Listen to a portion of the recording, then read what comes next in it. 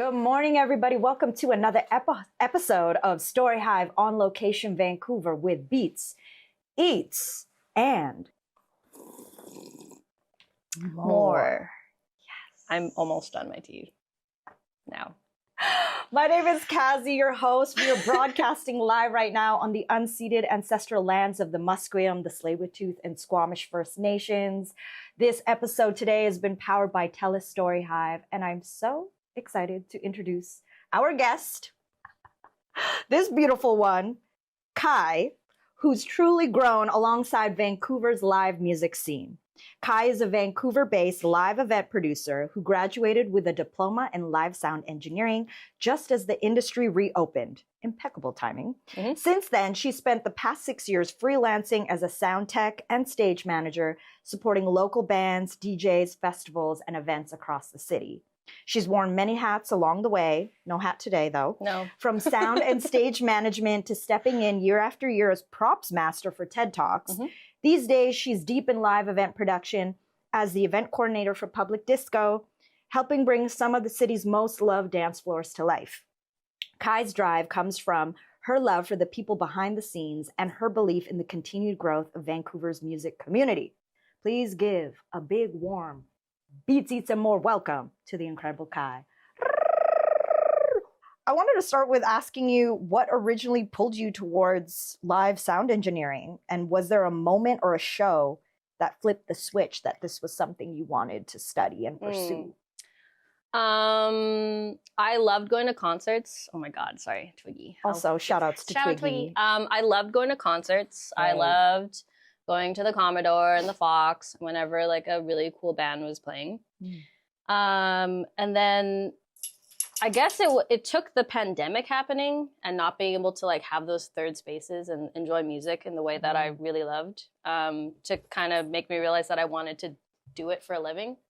And I mean, I went to jazz school, which not a lot of people know, but I went to Kaplan U for a semester and pursued vocal jazz. Okay. But I know that I didn't want to like, I was like, I don't think I like enjoy performing as much as I enjoy just she has a voice being around like live music. And so it took the pandemic for like closing all the concerts for me to realize like, wait, I think there's another option here that I'm not seeing. And so I went to Nimbus, which has now unfortunately closed down, but that's okay.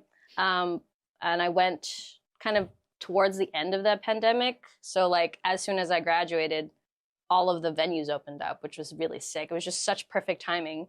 And I went to school for both studio and live engineering. And I realized that I really just loved live like so much. There's just a lot of imperfection in live, which I love more than studio. Shout out to all my studio engineers. Like I have so much admiration to be able to take so many takes and like really create like a perfect song and like mix it and master it. For me, I couldn't sit behind a desk listening to like a kick drum over and over and over and over again. Maybe this one's the one. And so live music, it's like as soon as the band plays, the faders are up. You have like one take to make it sound as good as you can. And that is just a little bit more exciting than I would say studio. And so after, you know, the venues opened up, I really just kind of hit the ground running and was like, let's get me in there. And my first gig was at the Blarney Stone, and I was like so nervous, but the band was like pretty good, I guess. But after their first song, they like gave me a thumbs up because I was like, where do you mix on the Blarney Stone? It's like on the second level. And they kind of gave me a thumbs up, and I was like, holy shoot, this is like so cool. Like, oh my God, like this is, and it, like the feeling was electrifying. And from then on, I was like, okay, this is what I want to do. Like, I have to do this for the rest of my life. As long as my ears are okay, I'm going to do this. And that was, I think that was my moment. The little thumbs up.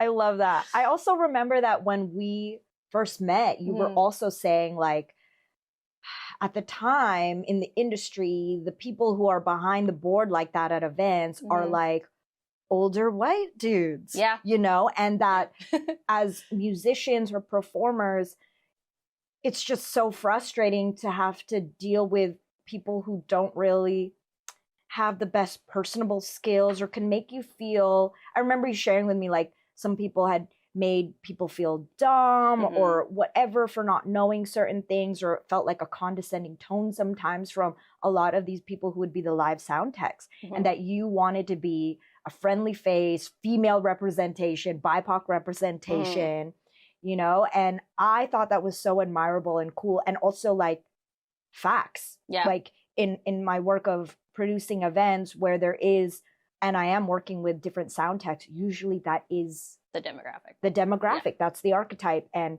it can be really frustrating. And so it was cool to have another person who like, I mean, we're of the same culture. Yeah. And we're also both females in the scene. So I was like, yes, we need more of this. Yeah.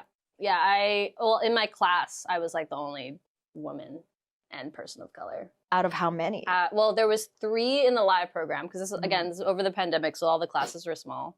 But then in my overall cohort, how you pronounce it? Yeah. I think I was definitely the only like Filipino person for sure. And I was like maybe one of 4 women that graduated. And then of the people that graduated that went into the industry, I think I'm the only POC woman still working. I think that might be wrong. I don't know where everyone's at right now, but from what I can tell, I think I'm the only one from my cohort that like went into live and is of me presenting. Yeah. Yeah, I think I agree with the stereotype of sound techs being like super grumpy old guys. Yeah. I think there's like with all their like tech jargon that you're like, I don't understand what you're saying, bro. I feel for them because I learned the trade and I understand why they're upset. I mean, they work. They're the first ones. We're the first ones there and the last ones out. You probably had a gig the night before and got maybe like 4 hours of sleep. Or like slept in. You probably didn't eat the entire day because there's just so many things you have to take care of that it's hard to take care of yourself. And sometimes when you bring in like, we have all this like knowledge of how to make everything sound as best that it can be, coupled with an artist that maybe has a big ego that like they try to undermine you because this is what they want, but then you know that this is what's best for the audience. Yes. So there's like a lot of fighting egos. So I understand why they're grumpy, but there still is room to explain in a really kind way or with grace, or just like, I think for me, it's building a relationship with artists, being like, I need you to like trust me a little bit because I'm going to do the best that I can to make you sound really good. So I need you to just maybe back off a little bit and like let me take over. Like I swear, like I promise you it's loud. I promise you can hear the guitar. Yeah. I promise your vocals are coming through. It might just sound a little different right now. And like we need to work together because like it's a team effort. So I understand the grumpiness, but also, as you said, I'm trying to like be a little more friendly about it and not as like grouchy and like I'm right all the time and like because I know how to read I know how to EQ things that you don't know. Yeah. Honestly, if I was a performing artist and I had someone like you say exactly what you just said, I'd be like, yes, okay. Like majority of the artists are very, very nice. Some of them have really big egos. Some of them I think look at me and they're like, she doesn't know what she's doing. And then that's when I can get like, I'll come up to your level and I will turn your vocals all the way down so no one can hear you. See, that's the thing. It's like, don't mess with me. I have all control over everything. I can make you sound terrible. And I'll still get paid for it. But I choose not to because I want to make you sound good and I want the audience to feel really good. That right there. Yeah. Know who secretly holds the power. I do. What's something people don't realize about studying sound engineering until they're actually in it? It's going to sound really dumb, but you have to use your ears. And I say this because a lot of the DAWs or digital audio workplaces and a lot of the boards that you work with, everything is metered.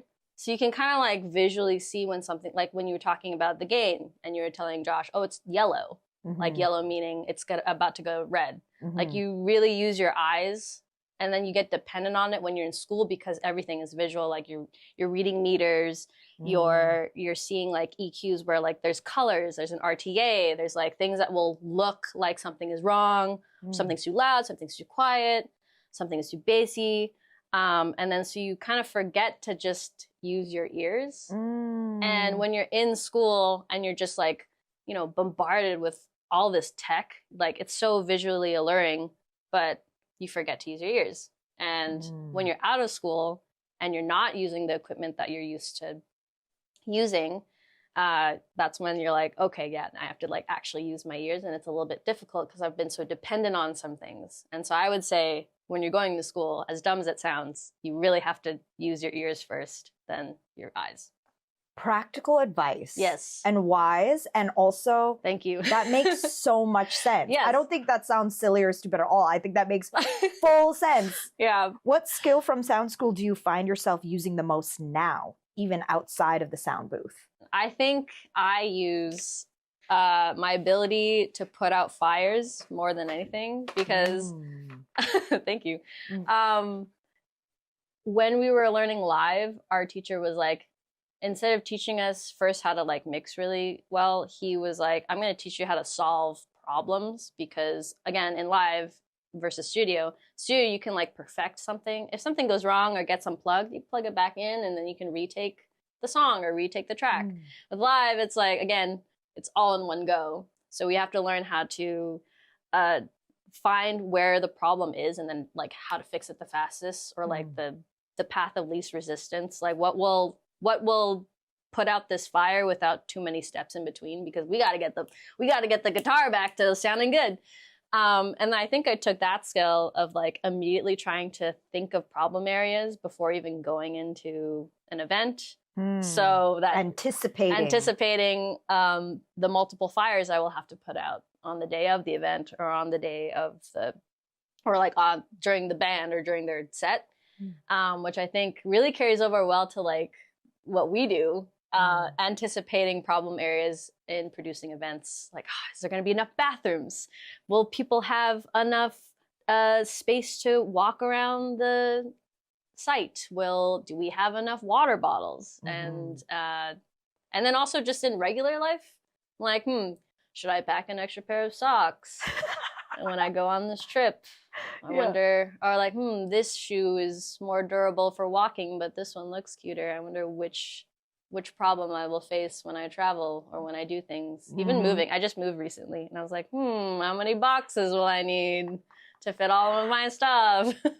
Sometimes I feel like maybe it's a little, I anticipate too much and then now I'm only thinking of like the problems and the negatives and it takes you out of that space. But I think I've worked enough now where it's like the problems aren't necessarily negative. They're just like, how do I anticipate the best outcome? Yes. Yeah. That's good. How did you first start getting into gigs in the events world and what was your way in? Yeah, I mean, my way in was mixing bands and having a good time and really meeting all the artists and the event producers. So I would say I credit a lot of my career to probably Kenya from Music BC because shout out Kenya. Because I did a lot of mixing for Music BC when I first started. Like for their events that they produce? So I did like Let's Hear It Live. And anytime they like coupled with other, like they did VIF for a few years where they pick artists and then they like during the festival we go to Ironworks and then they like perform a couple songs in front of a panel of like producers and like movie people and like and then they give feedback. And so that was like one of my favorite jobs and the first jobs that I kind of had with Music BC. And then that kind of catapulted me in because I feel like once you know one person in the industry, that you do good and that you work really hard and you take every gig that you can in the beginning, it just kind of catapults you into meeting so many awesome people, which I met an insane amount of great artists, great event producers, great other sound technicians who also just got me more jobs because they're like, you know what, I like your moxie. You're coming with me to this venue and you can mix for a little bit. And then venue-wise, I never really had a home venue. I kind of just bounced around. And so I really, again, credit a lot of my career to like all the outdoor festivals or like all of the summer stuff because that was just, it's a lot of work, but is what kind of got me into event producing, seeing like an event come from nothing, like a parking lot, and then it just becomes fully transformed. And mixing outside is also really nice, and venues are great, but yeah, I like outdoor stuff. And yeah. What did working festivals teach you that smaller shows couldn't? I guess just teamwork really does make the dream work. With festivals, there are, like TED, so many working parts. With small events and like DIY events, like a lot of it's on you to do, or like the artist to do, and you're just kind of scrapping by to put on like a really small and a really like lovely show. With festivals, everyone has a role, and your job is just to be that role, and you don't really have to take on that much because you know that someone else is on it, or you know you got your buddy that's helping you as well. And that has taught me to not take on so much because I can just let someone else do it, or like I know that someone also is just like maybe getting paid as well for festivals. Like the work that you are doing is being compensated, so there is like, I have to just do my role and not anymore because that's what I'm getting paid for. Not to say that money isn't like everything, but it does make a big difference in doing something for free, or just like wanting to put on something amazing and you're doing more than you should, versus like getting compensated and only doing the role that you're meant to do. Yeah, and learning how to work with others, I would say, too. Yep, teamwork makes the dream work, and your team is almost always amazing. And lovely and friendly, and everyone does their job well. I think there's just like a collective mind that like, this has to be amazing, and then it almost always is. Yeah. And it's fun. It's fun to work with a team and work with people who are equally as invested as you. Getting to work with organizations like Vines and Public Disco, what's that shown you about the local creative community that we're part of, and the power of having spaces to express and gather? Wow. That's a great. All these questions are awesome. Thank you. Specifically for this one, though, I would say that it has shown me that Vancouver is such an underrated space for artists and gathering and creative minds in general. Like, we have such a bad rep that it's like, oh, it's no fun Vancouver, or it's like, who even says that anymore? Dude, I've seen TikToks where it's like, oh yeah, back in the city with no fun Vancouver, and I have gone in the comments of someone's videos once, because I was like, no, Vancouver's fun. You're just not. Well, we're not really well funded, and that's on government to stop cutting our funding to put on really amazing things. And so a lot of these projects are from like nonprofits or people that like maybe don't have the most money, but are trying to support local art and trying to support all these amazing events. And everyone who I've seen participated, they are like the most talented people I've ever met, the most humble people I've ever met.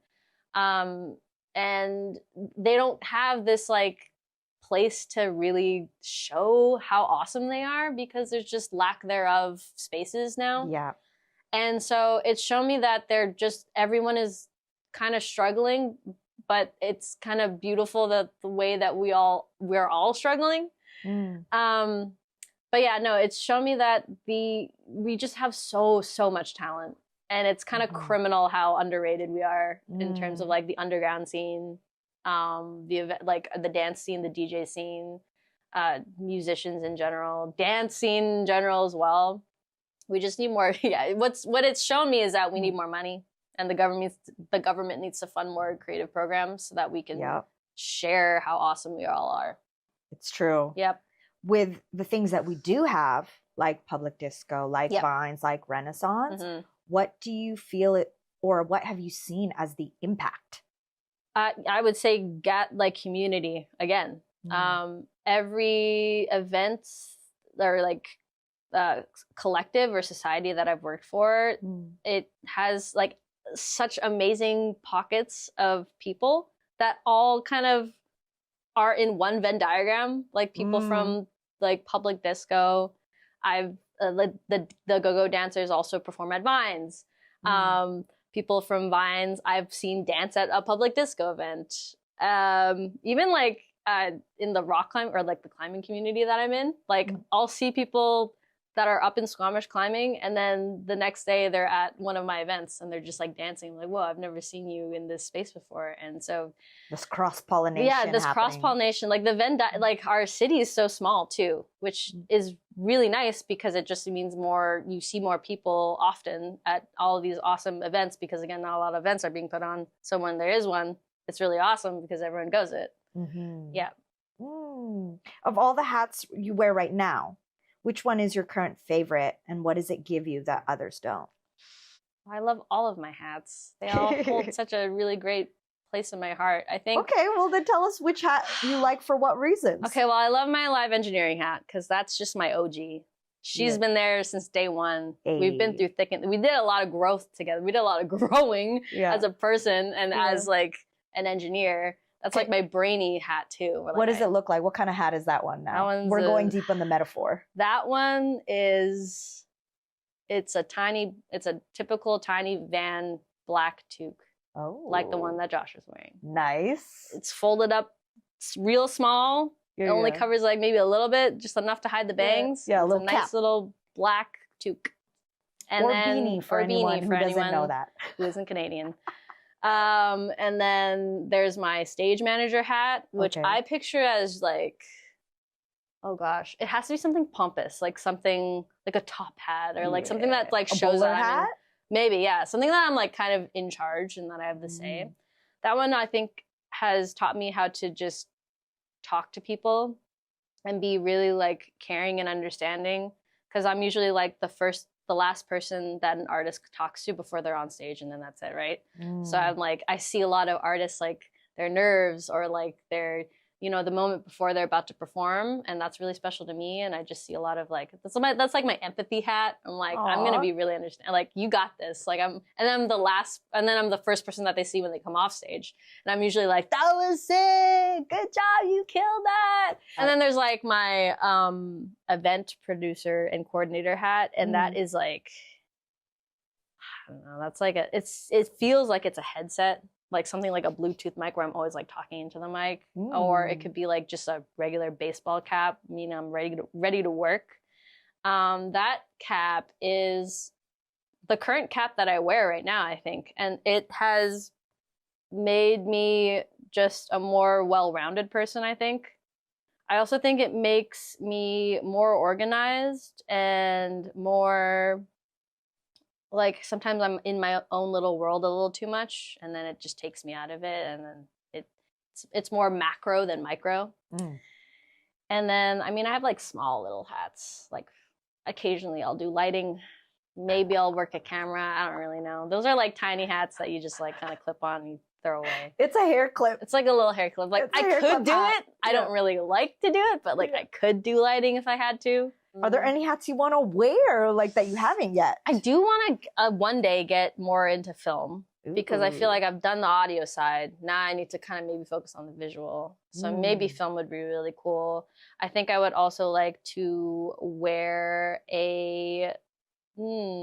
I know I said this before where I didn't like performing, but I think the only hat that I haven't worn is a performing hat, or like is me performing as an artist. And that could come in the future. But right now I'm like really happy with the hats. But that is a hat that I've not worn that I could wear because I could do. Yes. And that one is just like not maybe your season yet. It's just not maybe my season yet. A DJ hat would be sick as well. Like that's also like within performing and being an artist. Like it's crazy that I'm not a DJ because I work with so many DJs and I produce DJ events, and I would love to DJ. Elsa might teach me one day. Elsa, if you're watching this, shout out. But yeah. Looking back at your younger self, does the path you're on now feel inevitable in any way, or did this all surprise you?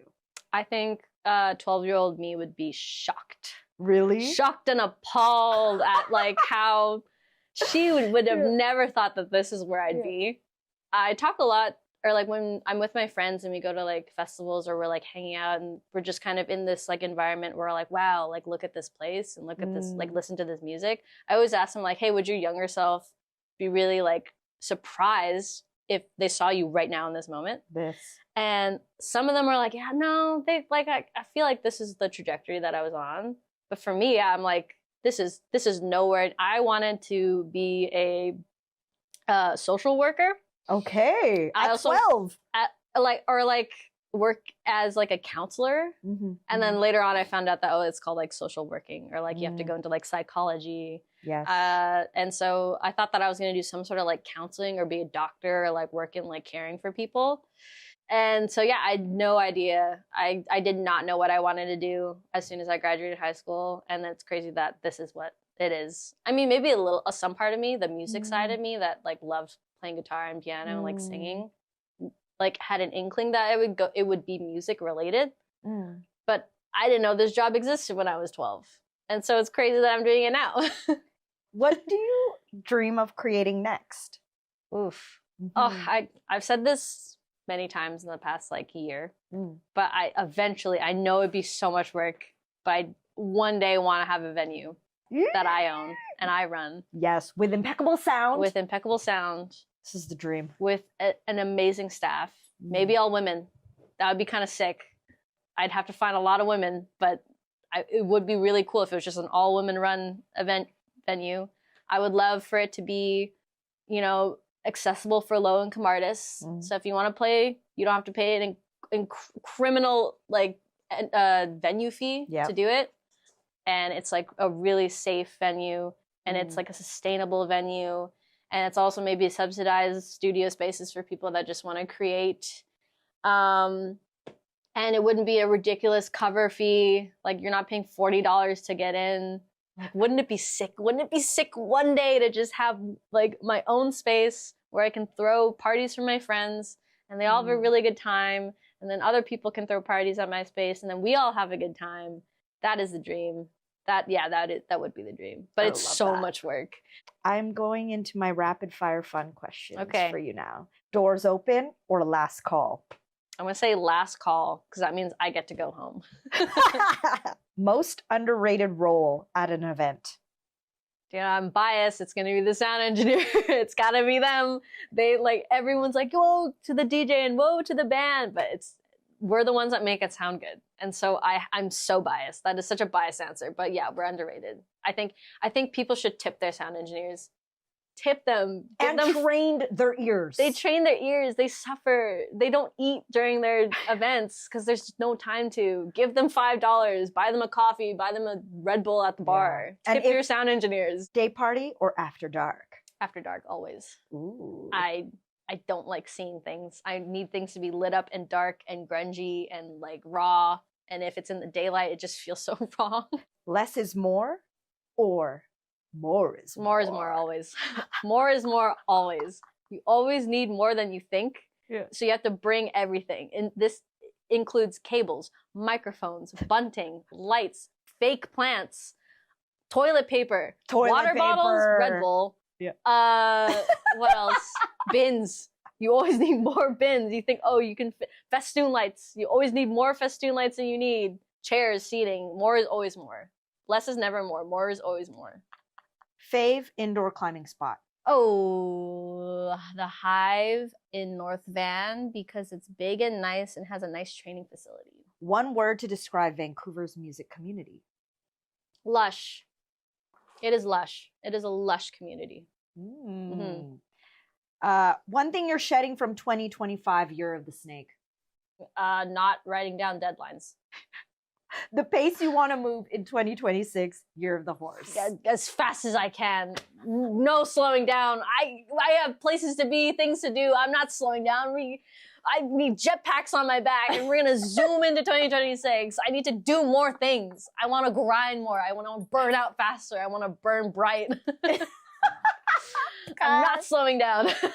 Oh my gosh. This has been a fun conversation. Yeah.